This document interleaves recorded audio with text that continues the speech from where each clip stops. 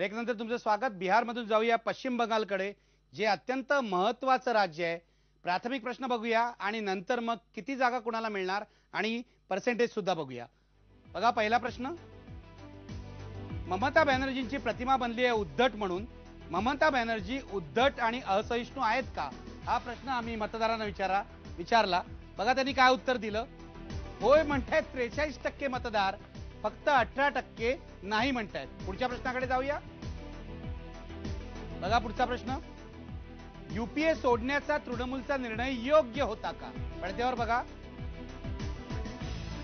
26% लोक म्हणतायत होय, 23% लोक म्हणतायत नाही। पुढचा प्रश्न बघा, परिवर्तन आणण्यात ममता बॅनर्जी यशस्वी झाल्या का? 42% लोक म्हणतायत होय, पण 31% लोक म्हणतायत नाही। 31% लोक निराश आहेत। पुढच्या प्रश्नाकडे जाऊया।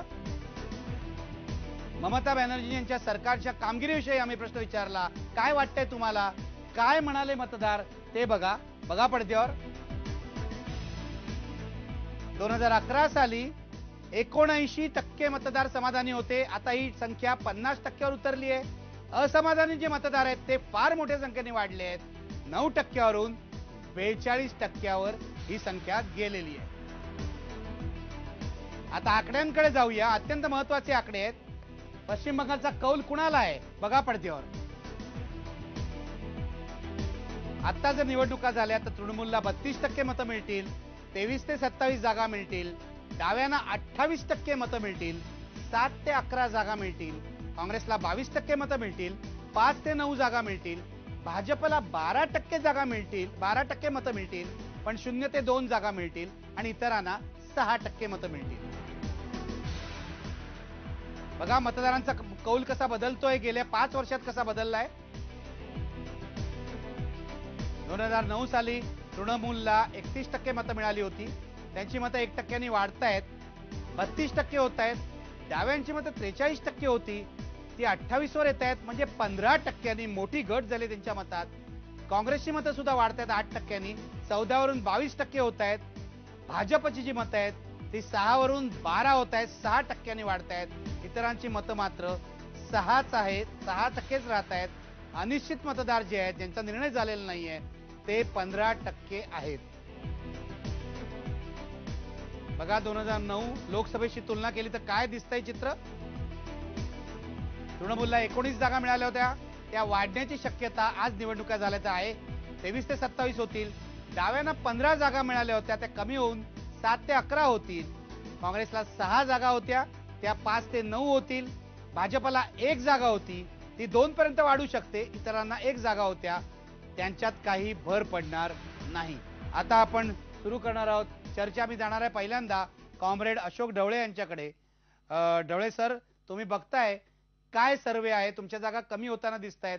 लोक म्हणतात ममता बॅनर्जी उद्धट आहेत, त्यांच्या कामगिरीवर सुद्धा 42% लोक नाराज आहेत, तरी सुद्धा तुमच्या जागा कमी होताना दिसत आहे। काय विश्लेषण कराल? असं आहे, एक तर हा सर्वे ज्या वेळेला घेतला गेला जून अखेर आणि जुलैच्या सुरुवातीला, 11 जुलैपासून बंगालमध्ये पंचायत निवडणुका सुरू झालेल्या आहेत आणि या निवडणुकांचे जे 3 टप्पे आतापर्यंत झाले, याच्यामध्ये प्रचंड दडपशाही, म्हणजे ज्या काळामध्ये हा सर्वे घेतला गेला, तृणमूल काँग्रेस आणि हातामध्ये सबंध पोलीस यंत्रणा असून ही दडपशाही प्रचंड मोठ्या प्रमाणात त्याच काळामध्ये जी चालू होती, अजूनही ती चालू आहे आणि त्याचा एक परिणाम हा निश्चितपणे मला वाटतं या सर्वेवर पडलेला आहे, मतदारांच्या एकूण याच्यावर पडलेला आहे। याचं मी आपल्याला एकच उदाहरण देईन। आता 1 महिन्यापूर्वी हावडा लोकसभा मतदारसंघाची पोटनिवडणूक झाली, बंगालमध्येच झाली आणि 2011 मध्ये डाव्या आघाडीला 1,84,000 मताची पिछाडी होती, म्हणजे तृणमूल काँग्रेस 1,84,000 मतांनी पुढे होती 2011 साली। आता 2013 मध्ये तो फरक कापून फक्त 24,000चा फरक दोघांमध्ये राहिला। म्हणजे ही एक मोठी त्याच्यामध्ये प्रश्न आपण बघतो की एवढे जवळजवळ 1.25 लाख मतं ही कट केली आणि त्याच्यामधून आज डावी आघाडी फक्त 24,000नी हारली। हा मला वाटतं खूप महत्त्वाचा संदेश आहे आणि मला असं वाटतं की आत्ताच्या या सबंध सर्वेमधून ही जी दडपशाहीचा जो एकूण सगळ्या मतदारांवर जो प्रभाव आहे त्याच्यामुळे हा सर्वे जेवढा अचूक व्हायला पाहिजे तेवढा झाला नसावा मतदारांच्या एकूण याच्यामुळे नंबर 1. दुसरी गोष्ट जी आहे की आपल्याच सर्वेमध्ये जे आपण म्हणता की 50% लोकच आज समाधानी आहेत, जे खरं म्हणजे 80% 2011 मध्ये ममता बॅनर्जीच्या सरकारबद्दल होते. 79% म्हणजे जवळजवळ 29% ह्या समाधानी असलेल्यांची संख्या कमी झालेली आहे. असमाधानी असलेल्यांची संख्या 9% वरून 42% म्हणजे 33% वाढलेली आहे. एवढं 2 वर्षामध्ये एखाद्या सरकारबद्दल असमाधान एवढ्या प्रचंड प्रमाणात वाढतं आणि समाधान कमी होतं, हे 2 वर्षामध्ये ही गोष्ट सर्वसाधारणपणे होत नाही. ते झालेलं आहे ममता बॅनर्जींच्या बद्दल आणि त्या तृणमूल काँग्रेसच्या सरकारबद्दल.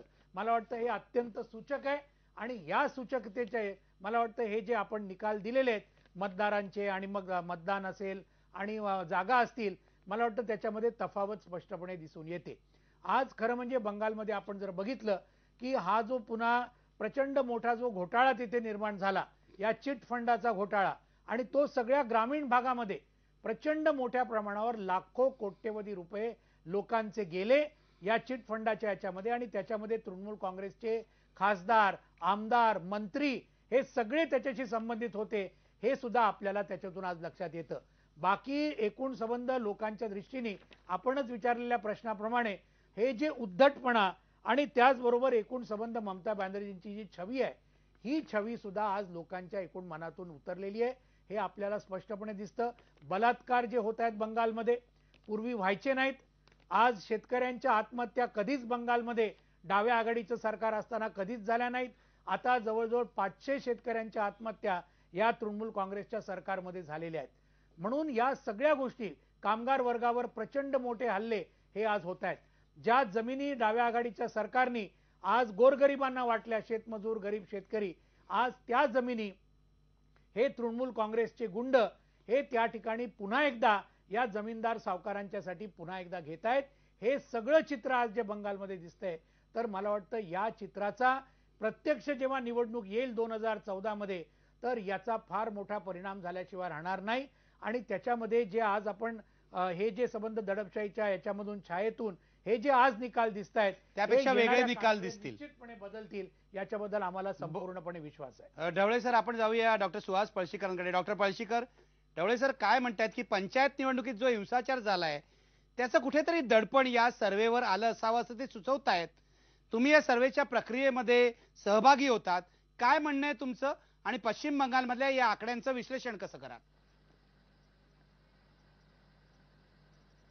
नाही, पहिला भाग जो आहे तो मला असं वाटतं की त्यांच्या स्वतःच्या निष्कर्षाचा भाग आहे. मला असं वाटत नाही की या सर्वेक्षणामध्ये अशा प्रकारे काही त्याचं दडपण पडलेलं आहे मतदारांवर. कारण तसं जर असतं तर इतक्या मोठ्या संख्येने लोकांनी आपलं असमाधान व्यक्त केलं नसतं. इतक्या मोठ्या संख्येने लोकांनी आपण ममता बॅनर्जींना असहिष्णू आणि उद्धट म्हणतो असं मोकळेपणाने सांगितलं नसतं. त्यामुळे तो भाग बाजूला ठेवूयात. पण एक गोष्ट नक्की आहे की मोठी प्रतिमा निर्माण केल्यानंतर प्रत्यक्षात त्या प्रतिमेला जागून काही प्रमाणात तरी शासन व्यवस्था देणं हे जे निवडून आलेल्या पक्षाचं काम असतं, ते करण्यात जर आत्ता भारतामध्ये असलेल्या सरकारांमध्ये सगळ्यात जास्त अपयशी सरकार कोणती यांची यादी करायची झाली तर त्याच्यात तृणमूलचा नंबर लागेल आणि ते आपल्याला या आकडेवारीमध्ये दिसतं. प्रश्न असा आहे की मग ही आकडेवारी जागांच्या भाषेत बोलताना आणि टक्केवारीमध्ये बोलताना सुद्धा पूर्णपणे प्रतिबिंबित का होत नाही? मला असं वाटतं की दीर्घकाळच्या डाव्या आघाडीच्या राज्यकारभारानंतर लोकांनी फार मोठ्या आशेने तृणमूल काँग्रेसला निवडून दिलं होतं आणि त्यामुळे लोक कितीही चिडले, त्यांनी कितीही आपली नाराजी व्यक्त केली, तरी सहजासहजी लगेच पुढच्या निवडणुकीमध्ये तृणमूलच्या विरोधात मोठ्या संख्येने लोक मतदान करतील अशी शक्यता मला वाटत नाही. या सर्वेक्षणामध्ये आपल्याला जी आकडेवारी दिसते त्याच्यातला एक महत्त्वाचा भाग असा आहे की ग्रामीण भागामध्ये तृणमूल काँग्रेसचा जोर आजही कायम आहे. आणि नेमकं नेहमी असंच होत असतं की मोठ्या प्रमाणावरती ज्याला आपण म्हणतो माध्यमांशी संपर्क येणारा सुशिक्षित पांढरपेशा असा जो शहरी वर्ग असतो तो आधी आपली नाराजी व्यक्त करतो. ती नाराजी मतांमध्ये तो नंतर प्रगट करतो आणि त्याच्यानंतर ग्रामीण भागामध्ये त्याचा परिणाम व्हायला लागतो. ही प्रक्रिया व्हायला मला असं वाटतं थोडा अजून काळ लागणार आहे. मुख्य पश्चिम बंगालमध्ये जे वैशिष्ट्य आहे ते असं की थेटपणे ममता बॅनर्जी आणि डावी आघाडी यांच्यामध्ये असलेली जी चुरस आहे तिच्यामध्ये ना काँग्रेस हस्तक्षेप करू शकते ना भाजप हस्तक्षेप करू शकतोय. आणि त्यामुळे तुम्ही जेव्हा जागांकडे बघाल तेव्हा तुम्हाला असं दिसेल की काँग्रेस आणि भाजप दोघंही जागांच्या भाषेमध्ये आपण आहोत तिथेच अडकणार आहेत आणि फायदा मात्र होईल तो तृणमूल काँग्रेसचा आहे. तो फायदा असा की एवढी मोठी नाराजी असून सुद्धा त्या नाराजीला एक बफर या बहुरंगी चौकटीतल्या किंवा चतुरंग अशा प्रकारच्या स्पर्धेचा निर्माण होईल आणि त्यातनं ममता बॅनर्जींना तूर्त तरी असं दिसतंय की पश्चिम बंगालमध्ये 20पर्यंत जागा मिळू शकतात. याचं कारण त्यांची मतांची टक्केवारी ही फारशी बदलत नाहीये. डॉक्टर पळशीकर, धन्यवाद या विश्लेषणाबद्दल. मी आणखी एक ब्रेक घेणार आहे आणि ब्रेक नंतर एक अत्यंत मनोरंजक प्रश्न तुमच्या समोर ठेवणार आहे आणि मग सर्व पाहुण्यांना दोन्ही राज्यांचं त्यांचं विश्लेषण काय, त्यांचे निष्कर्ष आहे काय आहेत हे विचारणार आहे. ब्रेक घेऊया आणि पुन्हा पाहूया लोकसभा 2014 एक मागोवा.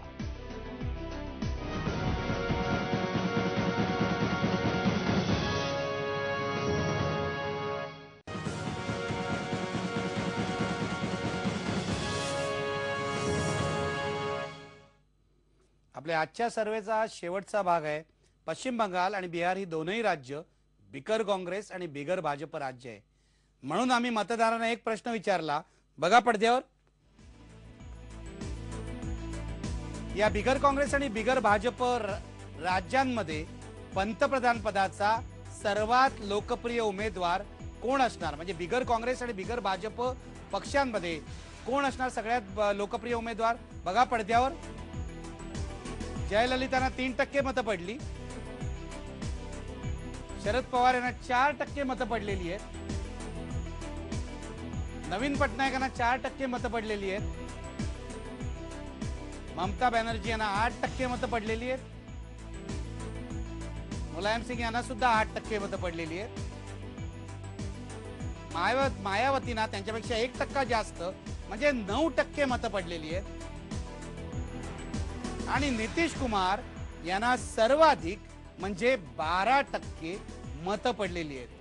मी आता या प्रश्नावर आणि एकूणच बिहार आणि पश्चिम बंगाल मधल्या परिस्थितीवर आपल्या पाहुण्यांच्या प्रतिक्रिया घेणार आहे. सुरुवात करतोय माधव मंडारी तुमच्यापासून. शेवटचा प्रश्न तुम्ही बघितलात. बिगर काँग्रेस बिगर भाजप पक्षांमध्ये नितीश कुमार हे सर्वात लोकप्रिय पंतप्रधान पदाचे उमेदवार आहेत, 12% मतं पडली आहेत.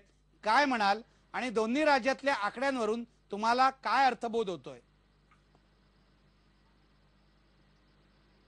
नाही, पहिली गोष्ट म्हणजे नितीश कुमारांचा जो काही 12% मतांनी पहिला क्रमांक आहे तो नापासांमधला पहिला क्रमांक आहे.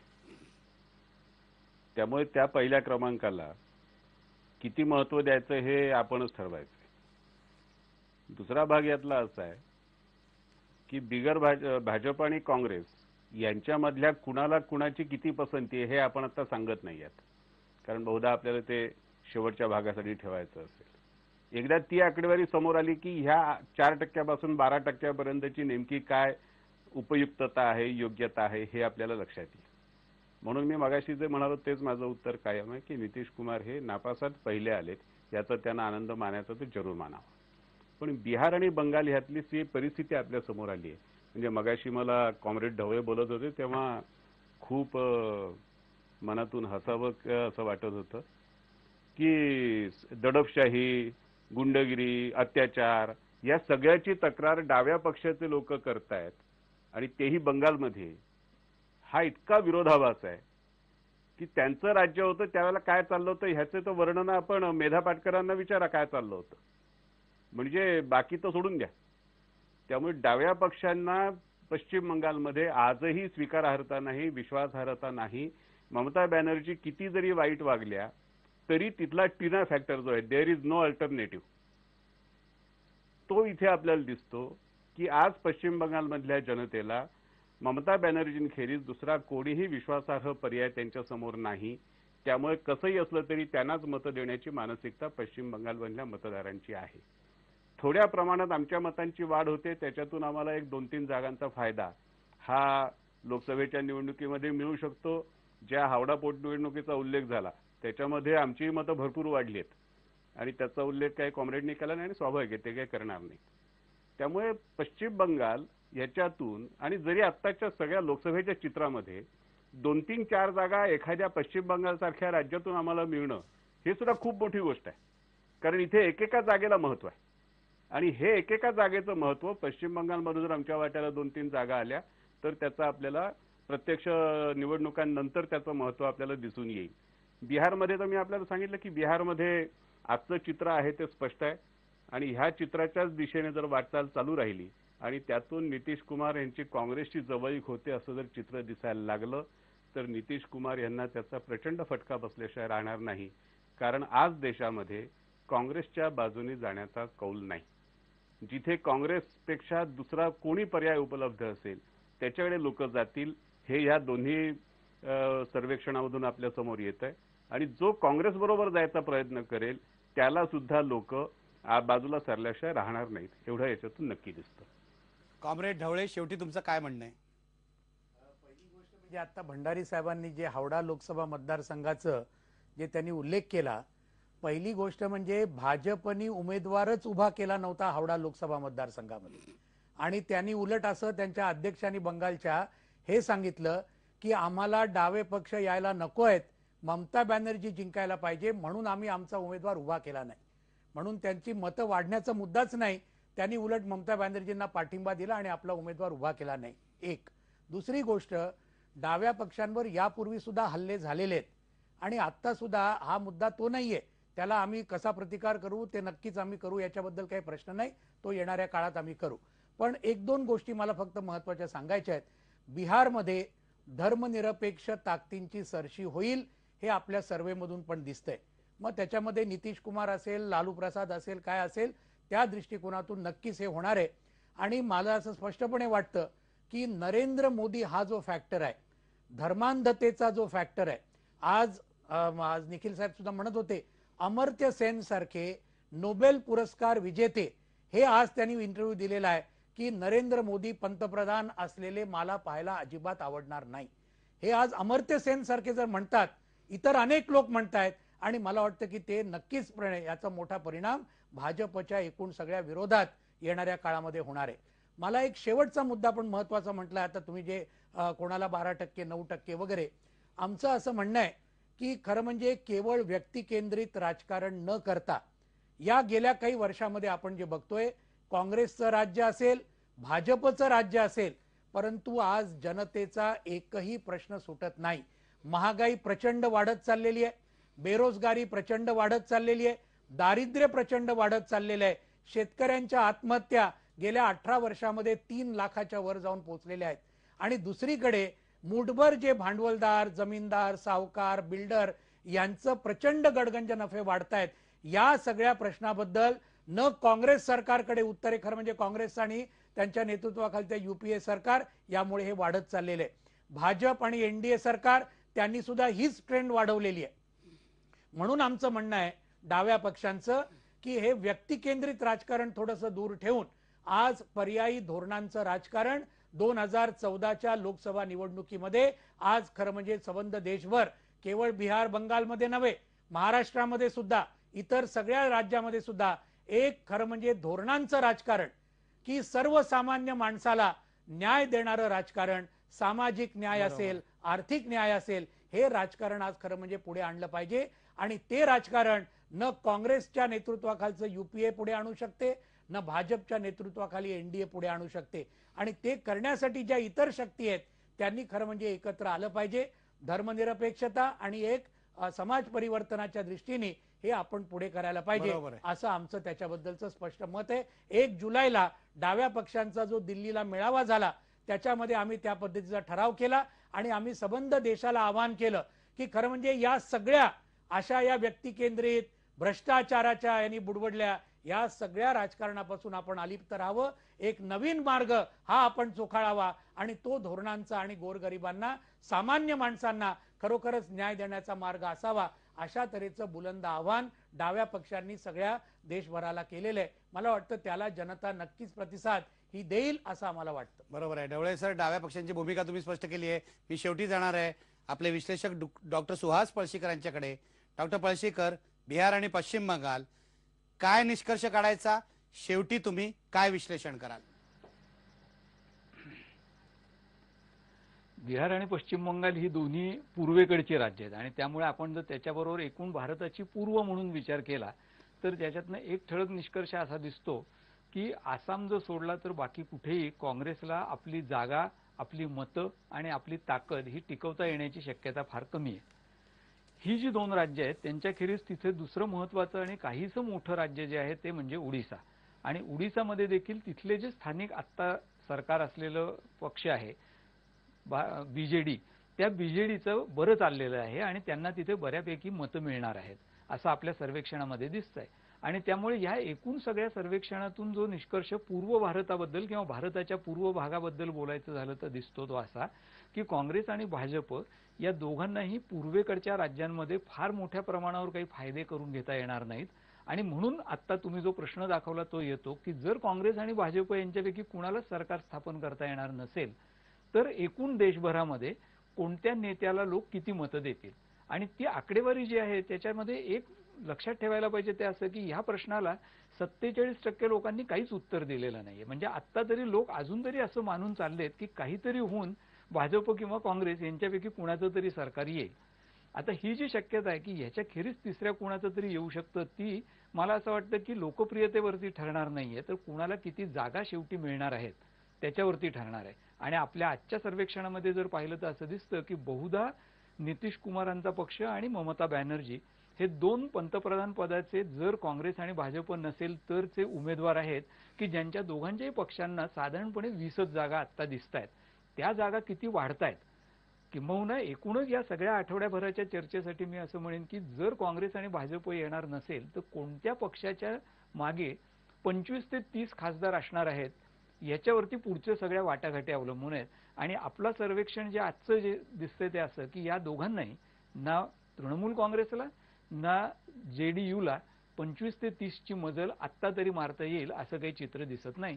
आणि या अर्थाने त्रिशंकू पूर्व भारत असं एकूण वर्णन आपल्याला आत्ताच्या पूर्व भारताच्या या सगळ्या सर्वेक्षणाचा जो निष्कर्ष दिसतो त्याचं करता येईल. डॉक्टर पळशीकर आणि सर्व पाहुण्यांना मी धन्यवाद देतो. एकूण पूर्व भारताच्या 2 महत्वाच्या राज्यांचं चित्र आपण बघितलं आणि डॉक्टर पळशीकरांनी सांगितलं त्याप्रमाणे पूर्व भारतात त्रिशंकू चित्र आहे.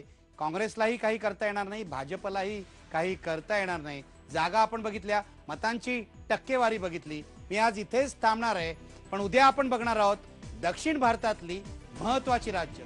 लक्षात ठेवा शुक्रवारपर्यंत आपला हा सर्वे चालणार आहे आणि शुक्रवारी एकूण राष्ट्रीय चित्र काय आहे, या क्षणी निवडणुका झाल्या तर राष्ट्रीय चित्र काय असणार आहे, कोणता पक्ष पुढे जाणार आहे, कोणता मागे हटणार आहे, कोणता नेता अधिक लोकप्रिय ठरणार आहे हे आम्ही तुम्हाला सांगणार आहोत शुक्रवारी. पण उद्या भेटूया याच वेळी दक्षिण भारताचं चित्र पाहण्यासाठी. पहा फक्त IBN.